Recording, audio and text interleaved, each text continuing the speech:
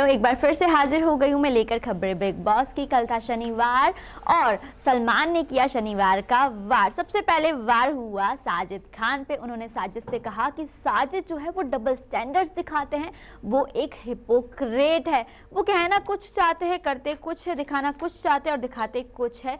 सबसे पहले उन्होंने उनको बताया कि उनके हिसाब से गौतम बहुत अच्छा लड़का है, लेकिन गौतम की कप्तानी वो छीनना चाहते, उसके लिए चाहे उन्हें भूख हड़ताल करनी पड़े या कुछ भी। और उनके हिसाब से सौंदर्या बहुत अच्छी लड़की है, लेकिन गौतम को हर्ट करने के लिए वो कर देते हैं सौंदर्या को नॉमिनेट। सौंदर्या की पीठ में घोंप देते हैं एक बड़ा सा चाकू।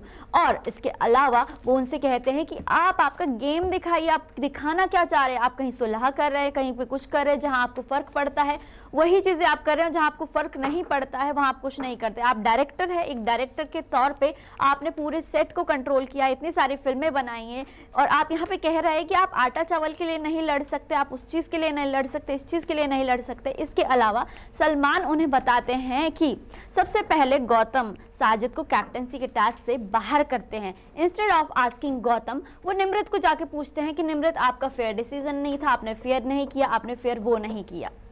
दूसरा नंबर आता है गौरी का और सलमान उनसे कहते हैं कि गौरी जो खुद घर में नहीं चल रही है वो स्टैन को चला रही है।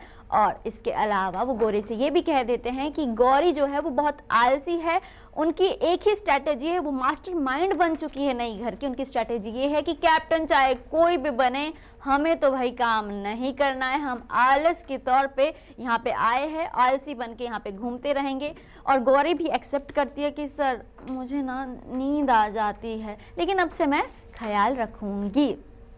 अगली जो चीज़ें होती है वो ये है कि सलमान कहते हैं कि आप सब लोग बोलते रहते हैं कि पब्लिक है, पब्लिक सब जानती है, जनता को सब पता है, जनता क्या देखना चाहती है, जनता क्या देख रही है। तो इसके लिए वो उनके सामने गेम रखते हैं। सबसे पहले वो उनसे कहते हैं कि आप में से कोई भी एक कंटेस्टेंट आएगा और वो बतौर जनता क्या सोचता है, अगर वो जनता होता तो क्या करता, किसको क्या एडवाइस देता। तो सबसे पहले आती है टीना दत्ता और टीना कहती है अर्चना के बारे में। टीना के हिसाब से जो अर्चना है उन्हें सब कुछ पता है, वो पूरी दुनिया चला रही है, बिग बॉस का घर चला रही है, बिग बॉस का किचन चला रही है, टीआरपी उन्हीं की वजह से आ रही है, जो कि ऐसा नहीं है। अर्चना को ओवर कॉन्फिडेंस है और उन्हें इससे ओवरकम करने की जरूरत है। दूसरे नंबर पे आते हैं गौतम कहते हैं शिव के बारे में कि शिव आप दूसरों को भी उनकी राय रखने दीजिए, आप किसी को ओवरशैडो मत कीजिए। फिर आती है सौंदर्या और सौंदर्या कहती है निमृत के बारे में कि निमृत देखिए आप जो कॉम्बिनेशंस बना रही है वो बिल्कुल गलत है। और सौंदर्या के हिसाब से स्टैन जो है वो अच्छे खिलाड़ी है, लेकिन उन्हें बेहतर तरीके से अपना खेल दिखाने की ज़रूरत है। और फिर निमृत जो है वो सबसे कंट्रोवर्शियल बात कह देती हैं गौरी नागौरी के बारे में। वो गौरी को एडवाइस देती है कि गौरी सबसे पहले तो आप ठुमके लगाना बंद कीजिए और जितनी मीठी छुरी आप दिखाने की कोशिश कर रही हैं आप उतनी ही तीखी छुरी है। इसके बाद अब जैसे सबको पता है कि 3 सदस्य अर्चना, सुंबुल और सौंदर्या वो नॉमिनेटेड थे, तो सलमान उनके पास जाते हैं घर के अंदर और उनसे कहते हैं कि आपको सबसे पहले तो घर के अंदर की सच्चाई दिखा देते हैं, क्योंकि सौंदर्या को लगता है कि बिग बॉस कहीं ना कहीं कुछ ना कुछ फैब्रिकेट करके दिखा रहे हैं।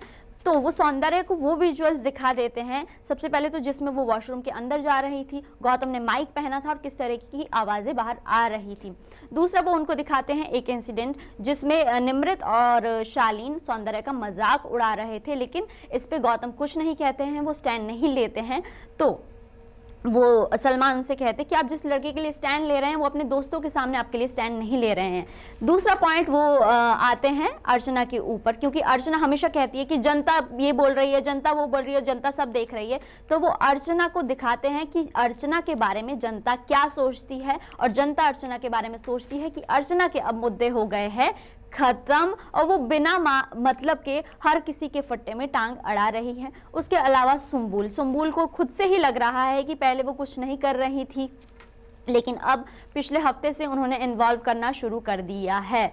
अब एलिमिनेशन की जैसी ही बात आती है तो पिछले हफ्ते जो वोटिंग लाइंस थी वो बंद थी और अब सलमान उनके सामने एक टास्क रख देते हैं और टास्क के हिसाब से उनके दोस्तों के हाथ में होगा कि घर में कौन रहेगा और घर से बाहर कौन जाएगा। सलमान कहते हैं कि आपको अपने एक एक दोस्त को चूज करना है। सौंदर्या गौतम को चूज करती है, अर्चना प्रियंका को चूज करती है और सुम्बुल चूज करती है साजिद को। इन तीनों के सामने, साजिद, प्रियंका और गौतम के सामने एक एक बजर रख दिया जाता है और उनसे कहा जाता है कि आपके पास 10 सेकंड का टाइम होगा, आपको बजर बजाना होगा।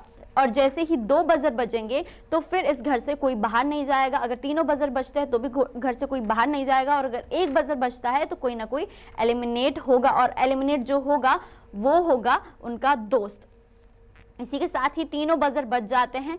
और इसके अलावा एक और शर्त रखी गई थी कि अगर कोई भी बाहर नहीं जाता है घर से तो बिग बॉस का जो विनिंग अमाउंट है उसमें से 25 लाख रुपए कम हो जाएंगे। और तीनों ही बजर बज जाते हैं और सैटरडे को कोई भी एलिमिनेशन नहीं होता है, तीनों घर के अंदर वापस आ जाते हैं। उनके घर के वापसी के साथ ही शुरू हो जाती है प्रियंका और शिव की लड़ाई, क्योंकि शिव को लगता है प्रियंका उनसे बदतमीजी कर रही है, उन्हें बार बार शटअप कह रही है, तो वो एकदम आमने सामने आ जाते हैं।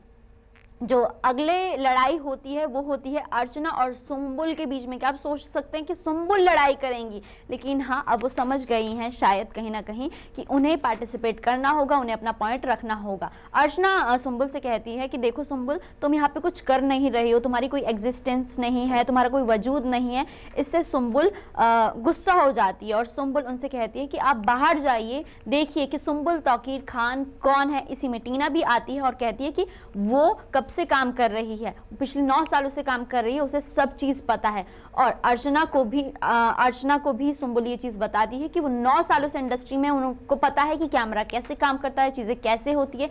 इसके अलावा अर्चना उनसे कहती है कि तुम क्या करोगी, तुम तो अपने पापा की भी बात नहीं मानती हो। तो इस पे वो बहुत गुस्सा हो जाती है और कहती है बाप पे मत जाना, बाप पे मत जाना, मेरे अब्बू के बारे में कुछ मत कहना। आज हमें देखने के लिए मिलेगा कि अब्दू जो घर के कप्तान हैं, जिन्हें कप्तान बनाने के लिए अर्चना ने शर्त रखी थी शिव के सामने कि वो चाहती है कि अब्दू ही कप्तान बने, और अब्दू और अर्चना के बीच में हो गई अच्छी खासी लड़ाई। दोनों एक दूसरे के ऊपर चिल्ला रहे हैं और अब्दू को पहली बार इस सीजन में इतना गुस्सा करते हुए देखा गया है।